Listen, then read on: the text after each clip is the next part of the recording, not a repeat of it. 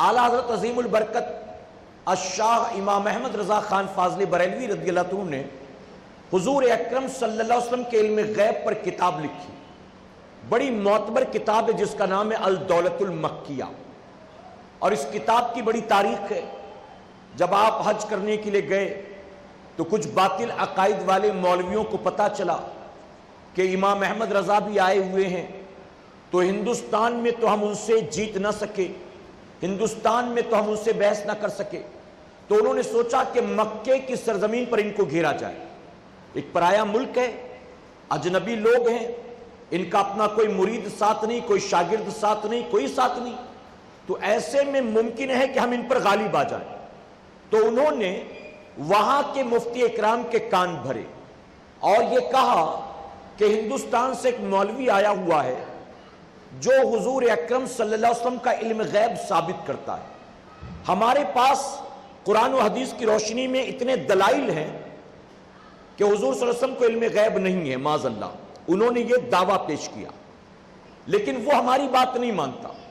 بلکہ اس کا کہنا ہے کہ نہیں، حضور صلی اللہ علیہ وسلم کو بھی علم غیب ہے. اچھا، جب انہوں نے یہ دعویٰ کیا تو جانتے وہ دعویٰ کس اعتبار سے تھا؟ یعنی وہ وہاں کے مفتی اکرام کے سامنے یہ بتانا چاہتے تھے کہ ہندوستان سے آیا ہوا یہ عالم نبی کریم صلی اللہ علیہ وسلم کے علم غیب کو بھی ایسے ہی مانتا ہے جیسے اللہ کا علم غیب. اور ظاہر ہے کہ جب کسی کے بارے میں یہ اعتراض کیا جائے تو سامنے والا بھڑک جائے گا، ناراض ہو جائے گا. تو انہوں نے یہی ثابت کرنے کی کوشش کی کہ جیسے اللہ کا علم غیب، امام احمد رضا اسی طرح سے حضور اکرم صلی اللہ علیہ وسلم کا بھی علم غیب مانتے ہیں معاذ اللہ. تو وہاں کے مفتی اکرام نے اعلیٰ حضرت عظیم البرکت کو بلایا اور بلا کر کہا کہ تمہارے خلاف کچھ تمہارے اپنے ملک کے علماء نے مقدمہ دائر کیا ہے اور وہ کہتے ہیں کہ تم نبی کریم صلی اللہ علیہ وسلم کے علم غیب کے قائل ہو، تو ہم تمہیں 8 گھنٹے کی مہلت دیتے ہیں. جاؤ، تمہارے پاس جو بھی ثبوت ہو، جو بھی دلائل ہو، لے کر آؤ، اور پھر ہم فیصلہ کرتے ہیں کہ تم صحیح ہو کہ وہ صحیح ہے. اعلیٰ حضرت عظیم البرکت کو بلایا گیا اور یہ کام ان کے ذمہ دے دیا گیا. میرے پیارے آقا علیہ الصلوۃ والتسلیم کے پیارے دیوانوں، ایک پرایا ملک ہے جہاں آپ کا اپنا کوئی شاگرد نہیں ہے، کتابیں نکال کر یا کتابوں کی لائبریری آپ کے پاس نہیں ہے کہ آپ فرماتے کہ یہاں دیکھو کیا ہے، اس کو لکھو، متن کے ساتھ یہ حدیثیں لکھو، ان آیات کو جمع کرو، اس کی تفسیر لکھو.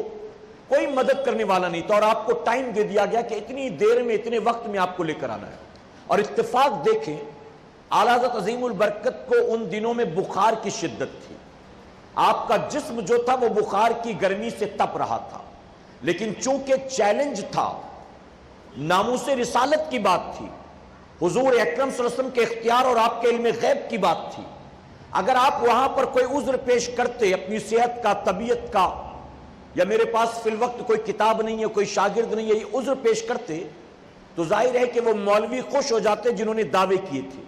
اور وہ اپنے ملک میں آنے کے بعد یہ کہتے کہ ہم نے وہاں چیلنج کیا تو جواب نہیں دے سکے، اور آئیں بائیں بکنے لگے یا وہ طرح طرح کے بہانے کرنے لگے. میرے پیارے آقا علیہ الصلوۃ والتسلیم کے پیارے دیوانوں، میں اکثر کہتا ہوں، آج بھی کہوں گا، جو صحیح معنوں میں حضور اکرم صلی اللہ علیہ وسلم سے محبت کرتا ہے نا، وہ اگرچہ دشمنوں کے نرغے میں ہو، اللہ کبھی اس کو رسوا نہیں فرماتا ہے،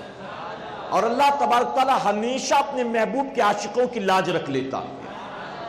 دشمن کتنی تعداد میں کیوں نہ ہو، دشمن کتنی مادی قوتوں کے ساتھ کیوں نہ آیا ہو، دشمن کی حمایت میں وقت کا بڑا سے بڑا اقتدار و حکمراں کیوں نہ ہو، حضور صلی اللہ علیہ وسلم کا عاشق تنہا ہو، اکیلا ہو،